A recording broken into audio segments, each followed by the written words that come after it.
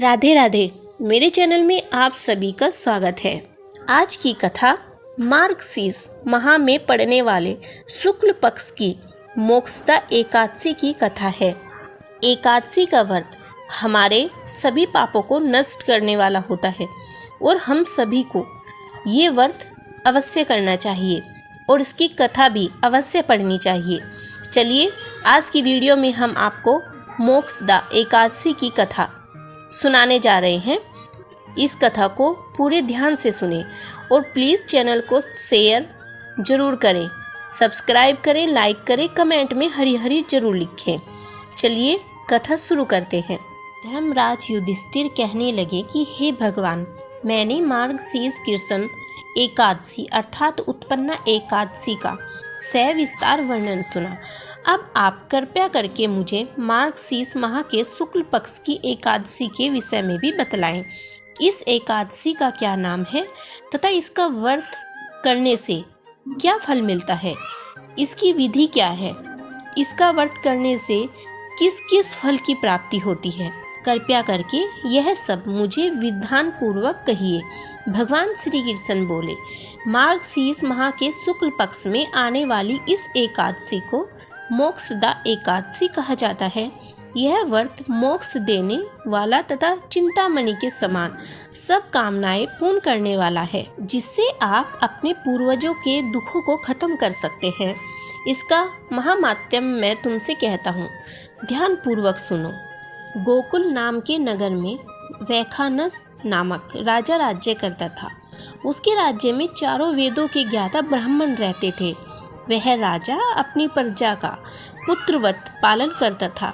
एक बार रात्रि में राजा ने एक स्वप्न देखा कि उसके पिता नरक में हैं। उसे बड़ा आश्चर्य हुआ। प्रातः वह विद्वान ब्राह्मणों के पास गया और अपना स्वप्न सुनाया। कहा, मैंने अपने पिता को नरक में कष्ट उठाते देखा है। उन्होंने मुझसे कहा कि हे पुत्र, मैं नरक में पड़ा हूँ, यहाँ से तुम मुझे मुक्त कराओ। जब से मैंने ये वचन सुने हैं तब से मैं बहुत बेचैन हूँ। चित्त में बड़ी अशांति हो रही है। मुझे इस राज्य, धन, पुत्र, स्त्री आदि, घोड़े आदि में कोई सुख प्रतीत नहीं होता। मैं क्या करूँ?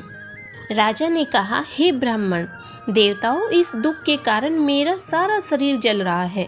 अब आप कृपया करके कोई तप, दान, व्रत आदि ऐसा उपाय बताएं जिससे मेरे पिता को मुक्ति मिल जाए। उस पुत्र का जीवन व्यर्थ है जो अपने माता पिता का उद्धार न कर सके। एक उत्तम पुत्र जो अपने माता पिता तथा पूर्वजों का उद्धार करता है, वह 1000 मूर्ख पुत्रों से अच्छा है। जैसे एक चंद्रमा सारे जगत में प्रकाश कर देता है, परंतु हजारों तारे नहीं कर सकते। ब्राह्मणों ने कहा, हे राजन, यहाँ पास ही भूत, भविष्य, वर्तमान के ज्ञाता पर्वत ऋषि का आश्रम है।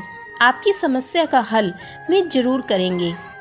ऐसा सुनकर राजा मुनि के आश्रम पर गया। उस आश्रम में अनेक शांत चित्त योगी और मुनि तपस्या कर रहे थे। उसी जगह पर्वत मुनि बैठे थे। राजा ने मुनि को साष्टांग दंडवत किया। मुनि ने राजा से संगोपास कुशल पूछी। राजा ने कहा कि महाराज, आपकी कृपा से मेरे राज्य में सब कुशल है, लेकिन अकस्मात मेरे चित्त में अत्यंत अशांति होने लगी है। ऐसा सुनकर पर्वत मुनि ने आंखें बंद की और भूत विचारने लगे। फिर बोले, हे राजन, मैंने योग के बल से तुम्हारे पिता के कुकर्मों को जान लिया है। उन्होंने पूर्व जन्म में कामुत्तर होकर एक पत्नी को रति दी थी, किंतु सोत के कहने पर दूसरी पत्नी को ऋतु दान मांगने पर भी नहीं दिया। उसी पाप कर्म के कारण तुम्हारे पिता को नरक में जाना पड़ा। तब राजा ने कहा, इसका कोई उपाय बताएं। मुनि बोले, हे राजन, आप मार्गशीर्ष एकादशी का उपवास करें और इस उपवास के पुण्य को अपने पिता को संकल्प कर दें। इसके प्रभाव से आपके पिता की अवश्य नरक से मुक्ति होगी। मुनि के ये वचन सुनकर राजा महल में आया। मुनि के कहने अनुसार कुटुंब सहित मोक्षदा एकादशी का व्रत किया। इसके उपवास का पुण्य उसने पिता को अर्पण कर दिया। इसके प्रभाव से उसके पिता को मुक्ति मिल गई और स्वर्ग में जाते हुए वे पुत्र से कहने लगे, हे पुत्र, तेरा कल्याण हो। यह कहकर स्वर्ग चले गए। मार्गशीर्ष मास की शुक्ल पक्ष की मोक्षदा एकादशी का जो व्रत करते हैं, उनके समस्त पाप नष्ट हो जाते हैं।